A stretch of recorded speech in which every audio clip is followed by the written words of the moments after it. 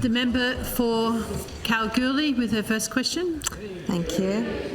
My question is to the Minister for Finance. I refer to the McGowan Labor government's commitments to supporting businesses and creating employment opportunities across Western Australia, particularly in the Aboriginal business sector, and I ask, can the Minister update the House on the outcomes of the McGowan Labor government's Aboriginal Procurement policy and outline what additional steps the government is taking to strengthen this policy even further? The Minister for Finance. Thank you, Madam Speaker, and congratulations, Member for Kalgoorlie, on your elevation to this chamber and your outstanding speech, inaugural speech this morning. I look very much forward to working with you. Interesting that you should ask me this question, because the last time this matter was brought before the House to the previous Minister for Finance, I was actually the person that asked him the question.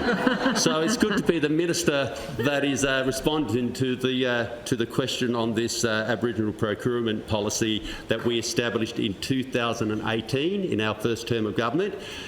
And it's an incredibly progressive and an important policy.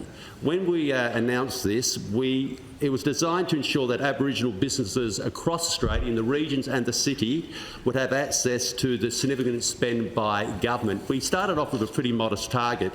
For 2018-19, 1%, then 2% in the following year, up to 3% in 2020-2021. But I can tell you, Member, last year we far exceeded that target. 5.5% of all government contracts were awarded to Aboriginal-owned businesses in Western Australia. I think that's an outstanding achievement. It shows that this policy has been used very well, and it's actually achieving more than we initially thought. In actually the first 2 years of this policy, the WA government awarded more than 413 contracts worth more than $339 million to Aboriginal businesses across the state, and 61% of these contracts have been awarded to Aboriginal businesses in the regions, and I'm sure the National Party members would be very pleased with that and will be applauding our decision to instigate this policy. And that 137 contracts were awarded to Aboriginal businesses in the last 2 years in the Kimberley region. And I look very much forward to working with the new member for Kimberley in, of course, progressing this matter further. We all know that Aboriginal-owned businesses generally employ Aboriginal people. So obviously this is going to be a great opportunity to ensure that we can improve outcomes for Aboriginal people in Western Australia.